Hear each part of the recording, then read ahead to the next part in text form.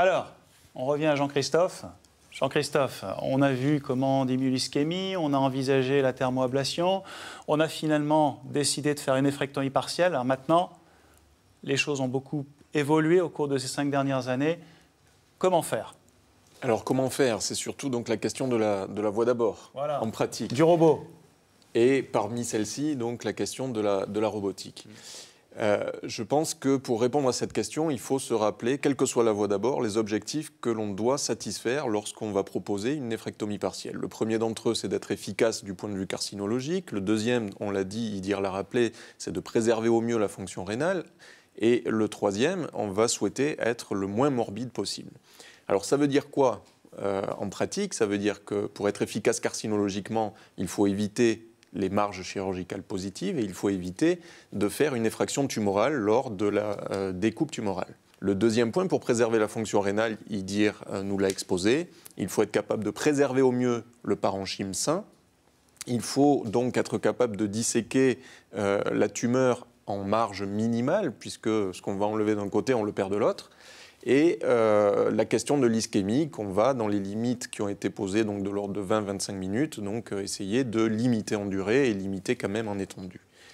Et le troisième point, être peu morbide, c'est-à-dire essayer de proposer un traitement mini-invasif qui est moins délabrant du point de vue pariétal, essayer bien évidemment d'éviter les complications post-opératoires et voire proposer à nos patients des possibilités de réhabilitation accélérée et réhabilitation précoce. Alors pour ça, on a un certain nombre d'arguments dans la littérature qui vont comparer les différentes voies d'abord. Et notamment en 2015, dans European Urology, a été publiée une méta-analyse de 23 études qui comparait 1152 néphrectomies partielles réalisées par voie robotique avec 1088 néphrectomies partielles réalisées par voie laparoscopique. Eh bien, ce qui ressort de cette méta-analyse, c'est que la robotique apporte un bénéfice en termes de risque de conversion vers la voie ouverte, en termes de risque de totalisation, en termes de durée d'ischémie, en termes de fonctionnalité rénale post-opératoire et en termes de durée d'hospitalisation. En revanche, dans la méta-analyse, on retrouvait une équivalence en termes de complications, tout grade confondu, en termes de durée opératoire, de saignement et de marge chirurgicale. Donc ça reflète le fait que la cœlioscopie était une technique compliquée. Exactement. Le robot a facilité ce...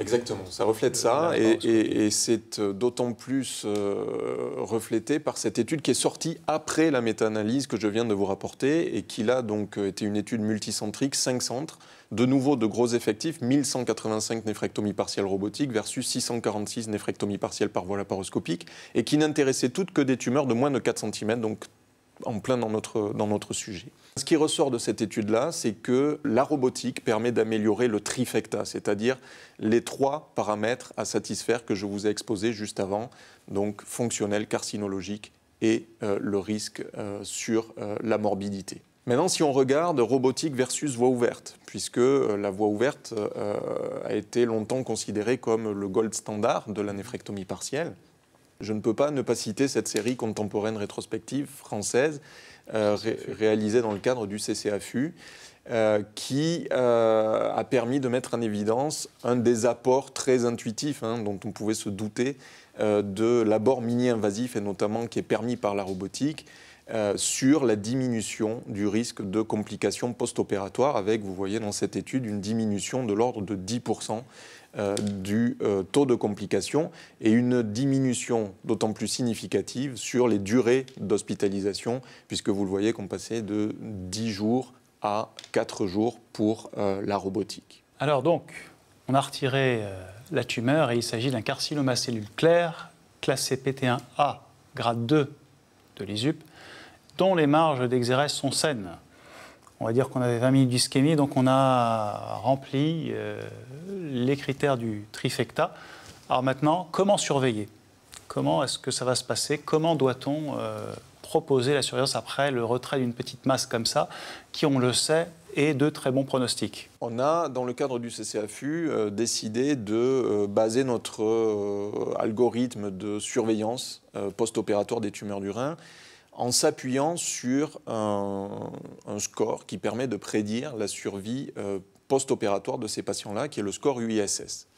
Ce score a été rapporté dans différentes séries de la littérature, validation interne, validation externe, et on a les courbes qui s'affichent ici sur la diapositive, qui permettent donc de discriminer 3 groupes de patients avec une précision pronostique de l'ordre de 81%, donc relativement bonne.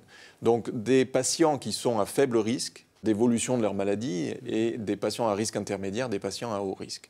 Donc en s'appuyant sur ce score-là, le CCAFU a édicté des recommandations pour la surveillance donc, de ces patients en post-opératoire qui va s'appuyer donc, sur un contrôle certes clinique, mais aussi radiologique, basé sur le scanner thoraco-abdominopelvien.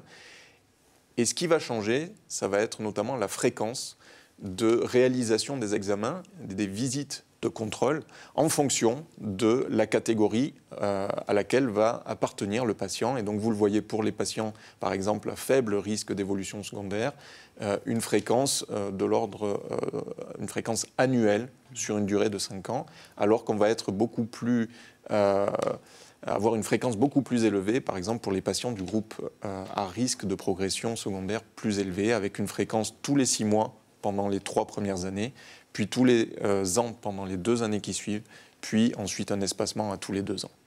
Un autre aspect de la surveillance de nos patients en post-opératoire, c'est aussi la surveillance de leur fonction rénale. Cette importance de la surveillance de la fonction rénale réside en un certain nombre d'objectifs qui va être de pouvoir lutter contre les facteurs néphrotoxiques et pouvoir proposer à nos patients notamment des mesures de néphroprotection et pouvoir dépister la survenue d'une HTA, la survenue de troubles, je dirais, d'une obésité qui, par exemple, pourrait donc impacter sur le long terme la fonction rénale de nos patients. Et donc, il est de notre rôle de pouvoir aussi adresser ces patients à des confrères spécialistes, néphrologues, cardiologues ou nutritionnistes, dans un objectif global de néphroprotection.